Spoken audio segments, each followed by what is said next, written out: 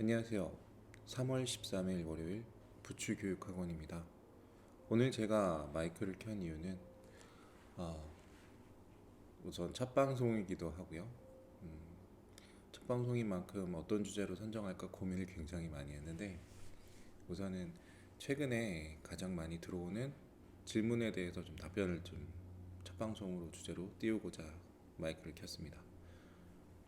현재 9시 11분 지나가고 있고요. 지금 스크린에 보이는 것처럼 전담반 수업 하냐? 그러면 예를 들어서 뭐 중앙고등학교 반이 있냐? 네, 이런 식으로 질문을 하시더라고요. 매년 이 시기 때 많이 받는 질문이고 유달리 이제 요번 예비고일들이 2007년생들이고 또 돼지띠잖아요. 그래서 학생들이 굉장히 많아요. 학교별로도 한두 개만 더 설치했죠. 뭐 다들 아실 거고. 그래서 유달리 이제 학교별 수업을 더 이렇게 원하시는 것 같아요. 어, 아마 유튜브 교육 방송을 주의 깊게 보신 분들은 그 학원에 대해서 좋지 않은 얘기들을 많이 들었을 것 같은데 저도 학원으로 업을 삼고 있는 사람으로서 많은 공감되는 부분들이 있습니다. 무슨 얘기냐면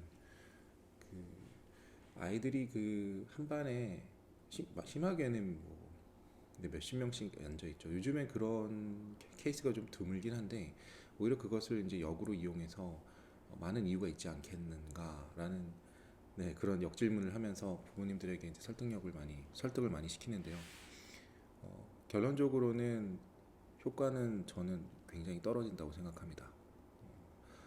뭐 성적이 어떻게 나오든지 간에 잘하는 아이들은 그러니까 자기주도가 잘 된 학생들은 어떤 환경에 있어도 크게 문제가 없어요. 근데 이제 제가 오늘 포커스를 하고자 하는 건 중하위권 아이들도 해당이 될 텐데요. 이 아이들이 과연 그렇게 대형 여러 명이 강의 듣는 데서 효과를 과연 얼마만큼 볼 수 있을까? 네, 그런 것들에 대한 저는 고민을 늘 하고 있거든요. 그래서 오늘 주제도 마찬가지로 그런 아이들이 일단은 뭐 공부 잘하는 아이도 마찬가지겠지만 전담반 수업에 참여를 했을 때 어떤 효과가 있으며 또 레벨별 수업하고 비교를 했을 때 어떤 장단점이 있는지를 한번 살펴보겠습니다. 우선 이제 전담반 같은 경우는 보통 수업 구성이 어떻게 되어 있냐면 어, 들어오면은 우선 학교별 그 단어장 내신이죠. 1과 단어, 2과 단어 이렇게 주겠죠. 보통 1, 2과에서 많게는 3과까지 그 교과서가 책정이 되죠. 두 번째는 이제 모의고사죠. 3월 모의고사 첫 시험은 범위가 책정된 학교별로 다르겠지만 보통 18번부터 20번은 빼고요. 21번부터 편의상 40번까지 보통 시험 범위로 책정하는데 이 중에 이제 도표 또 안내문 같은 건 빼기 때문에 한 3개 정도 되거든요. 이게 안내문 2개랑 도표 하나. 그래서 보시면은 17개 지문. 크게는 17개 지문. 보통 이제 빡센 학교들이 17개 지문을 선정하죠. 이 중에 이제 추려서 뭐 7개에서 보통 12개 정도 선생님들이 이제 좋은 지문 내용을 가지고 시험 범위로 책정을 합니다. 자, 학원에 오면 이제 단어장을 먼저 줄 거예요. 그리고 단어장은 이제 각 1과, 2과 이렇게 보겠죠. 그럼 학원 들어오면 먼저 이제 테스트를 봅니다. 네, 테스트를 보겠죠. 그리고 이제 두 번째는 이제 진도를 나가겠죠. 진도를 나가죠. 인강이 될 수도 있고요. 그다음에 직강이 될 수도 있어요. 그러니까 전담반 같은 경우는 전담 선생님이 계시죠. 그 선생님이 강의를 해주신단 말이에요. 근데 이제 잘 살펴보세요. 교과서에 나오는 시기, 교과서가 지금 3월 예를 들어서 5일부터 진행을 합니다. 그러면 학원에서 보통 한 3번에서 4번 수업으로 1, 2과 진도가 맞춰져요. 그렇죠? 1, 2과 진도가 맞춰지고 이제 3월 24일 이때 아마 3월 모의고사 이번 2023년도 모의고사가 시작이 될 건데 이 전까지 교과서를 끝내든지 못 끝내든지 둘 중에 하나입니다. 네, 보통 2과 거의 끝나갈 무렵이고요. 근데 저희들 같은 경우는 학교 진도 보다 선행을 보통 안 해요. 무슨 얘기인지 아시겠죠? 학교에서 일과가 맞춰질 쯤에 저희도 이제 일과가 끝납니다. 학원이. 그리고 이제 2과가 이제 맞춰질 쯤 2과가 끝난 거죠. 이 시기 2과 시기가 끝나는 시기가 이 모의고사가 시작되고 좀 얼마 지나서요. 예를 들어서 이제 3월 말 그쯤에 이제 교과서가 끝납니다. 자, 그러면 자, 예를 들어서 말입니다. 아이들이 학원에서 교과서 수업을 전담반에서 들었어요. 몇 번 듣죠? 그 지문에 대해서 보통 일과가 본문으로 나누면 5개로 구성이 되어 있어요. 그럼 1부터 5까지라고 치면은 이 한 개의 구성이 예를 들어서 이런 거예요. 한 개의 구성이 네, 어제도 제가 막 수업을 했는데 네, 뭐 이런 거, 요 정도가 본문 하나예요. 지금 동아이 천여고 건데, 그죠? 본문이 이게 하나라고 보시면 돼요. 둘, 그럼 2개 정도 합친 거를 평균이라고 한번 볼게요. 됐죠? 그래서 이 본문을 5개를 다 마친다, 꼼꼼히 마친다. 한 2번 수업이면 됩니다. 2번 수업. 그러니까 주 2회죠. 그러니까 2번 수업이면 돼요. 그러니까 왜냐하면 이것만 하지 않고 솔직히 이것만 하는 거는 본문만 하는 거 오래 걸리지 않아요. 근데 말씀드렸듯이 단어 공부해야 되고요. 두 번째는 단어가 끝나면 뭘 해야 되냐면 문장 암기를 시켜요. 그렇겠죠? 문장 암기를 시키고 그다음 이제 테스트를 보겠죠. 근데 테스트를 집에서 볼 수는 없어요. 왜냐하면 뺏길 수도 있으니까 학원에서는 테스트를 다 보고 그다음에 기록을 한단 말이죠. 근데 저희 같은 경우도 기록해서 드리죠. 그러면 결론적으로는 수업을 듣는 건 몇 번이요? 한 번이에요. 한 번. 그러니까 이 지문에 대해서 내용 파악을 하는 건 한 번입니다. 그럼 나머지는 뭐냐면 습이에요. 습, 연습. 학원에 와서 테스트를 보고 이 아이가 완벽하게 외웠나 이해했나를 계속 테스트를 합니다. 자, 그럼 여기까지는 모든 학원이 다 일괄적으로 하는 거예요. 자, 지금부터 제가 무슨 말씀을 드릴 거냐면 전담반이던 그 학교가 여러 개가 섞여 있는 반에 들어오던 하는 내용은 똑같아요. 그 아까 본문 하나를 10번 이상을 가르치지도 못하고 그럴 필요도 없습니다. 한 번 정확하게 가르쳐 주고 그리고 나서 계속 습을 해요. 학을 했으니까 그죠? 연습을 해야 됩니다. 네, 인강을 보통 하는데 저는 이제 고등학교 1학년들의 직강을 주로 해줘요. 직강을 하기 레벨별 수업 얘기하는 거예요. 직강을 하기 위해서는 그 정해진 그 오는 날 있죠. 예를 들어서 학교를 많이 늘려고 노력하지는 않아요. 그러니까 많으면 이제 교과서가 4개까지도 되는데, 네, 인강을 하는 이유는 아이들이 이제 어느 정도 그 학습에 익숙해지고 그다음에 반복을 할 수 있어요. 인강은 같은 내용을 여러 번 들을 수가 있잖아요, 그렇죠? 학원에서 자체도 녹음해서 주는 거예요, 녹화해서. 그렇기 때문에 학습을 할 수 있어요. 물론 직강을 네, 찍어요. 직강을 그러니까 여기 전담반 수업도 수업할 때 그 내용을 찍습니다. 찍고 올려줍니다. 근데 아이들은 보지는 않아요. 2-3번 이걸. 왜냐하면 같은 내용 반복이기 때문에 다 이해했으면 볼 필요가 없잖아요.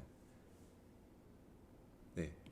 그래서 전담반 수업하고 레벨별 수업하고 크게 차이가 없어요. 자, 그러면 이제 이쯤 되면 이제 어떤 의문을 갖는지 아실 거예요. 전담반은 학교에서 요구하는 어떤 그 특별한 그 뭐라 해야 되죠? 그 시험 유형이나 아니면 프린트물을 더 꼼꼼히 봐주지 않나 이렇게 얘기하실 거예요. 시험 유형은 여기도 분석이 끝납니다. 당연히 여기도 끝나겠지만 여기도 똑같이 시험 유형 분석이 끝나요.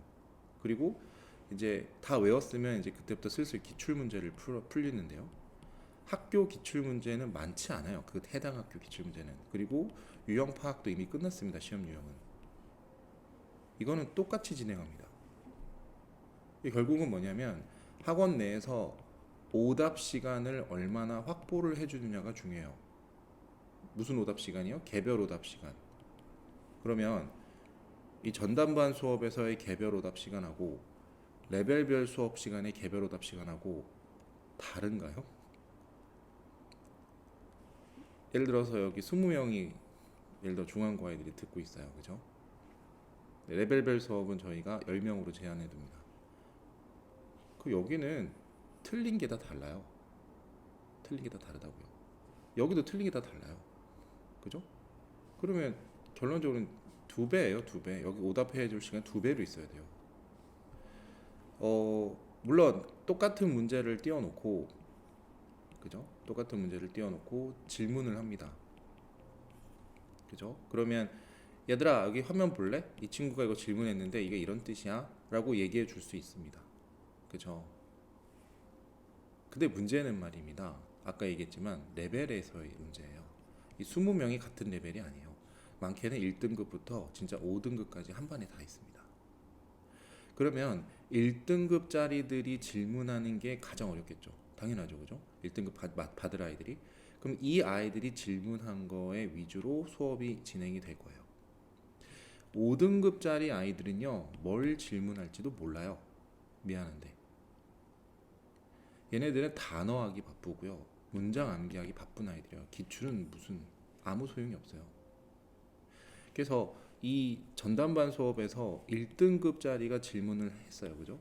그럼 나머지 2등급에서 3등급은 받아들일 수 있겠죠? 따라가게 돼 있어요. 이 학생들을. 이 친구들이 질문하는 거는 역으로 1등급짜리가 질문할 이유가 없어요. 이미 알고 있기 때문에. 그렇겠죠? 이해되시죠? 그러니까 1등급짜리들 아이들이 2, 3등급 아이들의 질문을 들을 리가 없으니까 1등급 아이는 질문 한두 개로, 보통 예를 들어서 20개 중에 한두 개로 기출이 끝납니다. 그럼 이 친구는 뭐예요? 다음 진도를 나가야 돼요. 다음 뭐 이과라든지 모의고사 세밀 진도를 나가야 되는데 지금 이 과정에 묶여 있습니다. 무슨 얘기냐? 진도가 안 빠져요. 전담반은. 이런 시스템으로 가면 진도가 안 빠진다고요. 1등급짜리들이 얘네들을 기다려줘야 돼요. 물론 저는 1등급짜리들에게 먼저 상위 문제들을 줍니다. 결론적으로는 결국 전담반 수업이지만 개별 수업으로 전환이 됩니다. 이거는 중간고사가 끝나고 나서는 더욱 심해집니다. 선생님들이 아이들의 레벨 파악을 이미 하고 있었기 때문에. 그래서 들어와 보시면 같은 전담반 수업인데 다른 내용을 하고 있습니다. 진도가 다르다는 얘기죠. 그런 의미에 있어서 여러 명이 들어야만 하는 전담반 수업과 그 다음에 이 레벨별 수업, 소수 정원은 아니에요 저희는. 그래서 10명 정도, 10명 이하로 보통 짜는데 그 이상은 제가 오답 시간에 할애하기 어려우니까.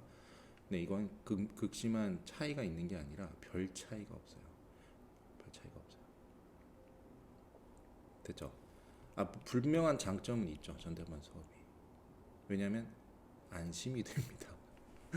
내 마음에 안심이 돼요. 왜냐하면 다른 학교 컨텐츠를 우리 아이가 건드릴 리가 없으니까요. 그죠? 시간이 안 뺏긴다라고 생각하시는데 그건 착각이에요. 네, 제가 이제 고등학교 내신을 한 15년 정도 진행하면서 전담반도 해봤고 그다음에 이렇게 레벨별 수업으로 이제 내신도 진행해봤지만 네, 별 차이가 없어요. 솔직하게 말씀을 드리는 거죠. 그러니까 이 부분을 이해를 못하시고 그냥 겉보기에 이제 전담반이 아이한테 도움이 많이 될 거라고 이제 문의하고 찾고 계신 거죠. 그게 좀 안타깝죠. 실제로 이제 그런 약간 불이익이 있기 때문에 학원에서는 전담반을 일부러 꾸립니다. 이해시키기가 어려우니까. 근데 저는 혼자 강의하는 사람이고 학원에서 그렇기 때문에 이해시킬 여지도 없고요. 여력도 없고 그냥 제가 이렇게 방송을 켜고 어머님들한테 그 안에 속사정을 자세히 말씀드리는 게 더 중요하다고 생각을 해요. 뭐 다른 기타 궁금한, 좀 두서없이 얘기했는데 궁금한 사항들은 이제 다시 문의를 해주시면 되시겠지만 방송을 마치기 전에 저희 학원에서 쓰는 프로그램을 하나 보여드릴게요.